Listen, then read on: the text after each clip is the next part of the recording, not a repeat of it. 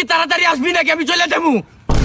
আরে বেটা আসতে আর তো সময় দিবি না কি এত মানে ভুং ভাং করতাছস কি বেটা কর আমি যাস কর ওই বেটা ওই চক না মা আমার তো ভয় লাগতেছে কি হয়েছে কোনো প্রবলেম হ্যাঁ কি প্রবলেম হয়েছে গার্লফ্রেন্ডের বাসাতে চিট করছে।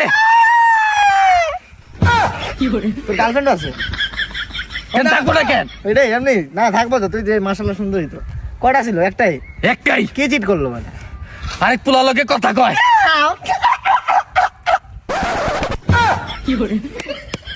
কি করছে আরেক বলে কি করছে এমনি শরীর টইল ধরছে নাকি না মানে বলছি ওই যে ভালোবাসা ওই যে হাক এরকম হাক টাক করছে নাকি ফোনে কথা কয় ফোনে।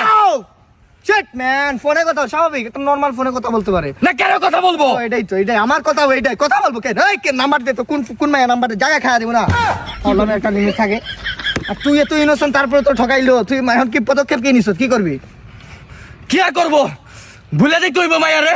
ও তুই যেভাবে রাগ দে আমি আর কই যে পোলার সাথে কথা কই পোলারে খাওয়া দিবি তোর বেটা ফাউল ওই পোলারে কি মারবি মারলে বল দে দে দুই চারটা পোলার ফোন দিয়ে দেই খায়া দেই মাইরা দিয়ে হিসাব করছি।